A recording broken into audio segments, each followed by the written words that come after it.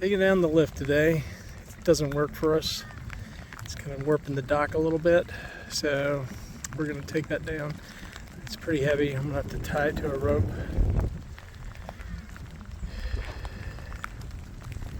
To that and pull it out. Sunny day projects.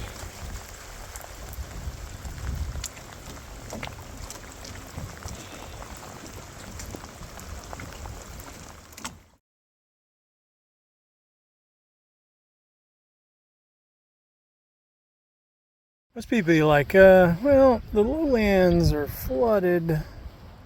Maybe we should put this pulling the lift down through the water with the Jeep across this path for another day when it's a little drier. I'm like, this is a crappy day. What a great day to do a job that's just a job and not waste a nice sunny day.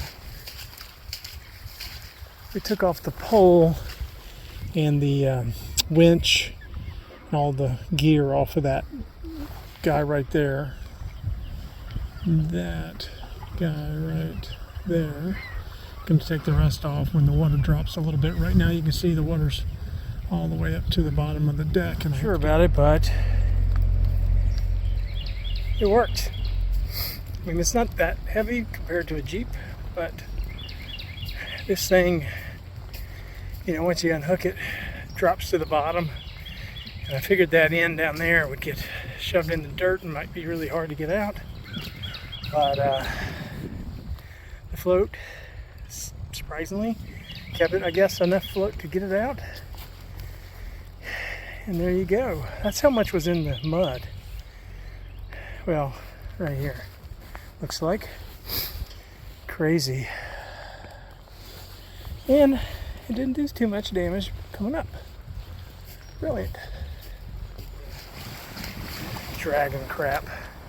So we drug it out, and I'm surprised. It has a big old flat base that sinks into the sand and kind of gives you a stability. I thought that thing was going to dig the crap out of this, and like, especially here, because it's just like peat bog. Jeep went through like a champ, always like a champ. Didn't sink. I mean, if you walk through here, you sink. I'm already sinking where I just stopped. But right there is super deep. But the Jeep, man, 4 low. Something special about a Jeep. Anyway, we're finishing the deinstallation of the lift today. Water's low enough under the low dock to maybe get up under it, get the bolts out, so we work with the conditions we get. And brought the hammer out. I don't know if you guys remember this hammer, loyal listeners, viewers. This is the one that hit me in the forehead and went in the water with me, and then I had to go retrieve from 8 feet down. It's a special little hammer. Alright, hey, it's calm right now. Let's get out there. Taking the final piece of the lift off that we're taking out, deassembling. Alright, planned dock work, and it'll be 30 degrees in gale force winds.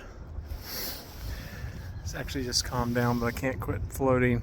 I get like 2 seconds and then I'm banging something. Alright, gonna have to retie to get this guy uninstalled. Okay, we're tied in. Got a cleat and a rope over there, which puts us right here at these bolts. Pretty good location.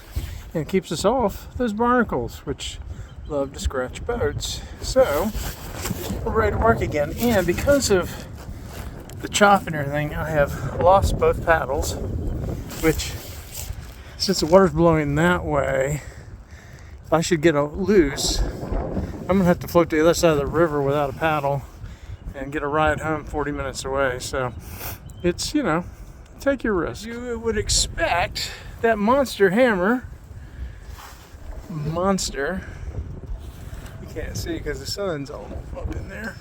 This monster hammer knocked all the bolts out loose in a nice way, and this thing did not come down on our head, which I thought it might like at least fall a little bit towards me. It did not. So now the plan is just to take the bolts and the washers off and then get back up on the dock and pull it straight out, because it seems pretty sturdy still. We'll leave these, I don't want to lose these pieces of aluminum, but I think I'm going to leave them in there we'll see. We're gonna play with it in a second. Kids, don't forget, keep your workspace clean when you're working on a dock. Always tie up things that sink, so if they do fall off, you can retrieve them, especially in winter or spring that feels like winter. Tie up your heavy tools because they sink as well. Matter of fact, just leave a green rope like that in your toolbox. Retrieve all your parts. Try not to lose any of them. Look at that, 4, 4, 4, and 4. And reuse all your aluminum that you were using for something else. All right, this thing's coming out. And going up to the barn. All we have is a mild, ugly Skoda with good memories. It'll age out as well.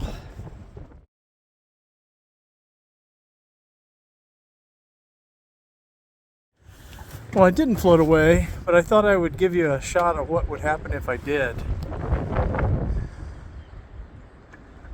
We count to 10. Let's see where we end up. 1, 2, 3, 4, 5, 6, 7, 8, 9, and 10. So it's a little longer than 10 seconds. You know, I'm pushed away from the dock and not that far, but you know, just going to be going that way for a while until I hit something or I jump out.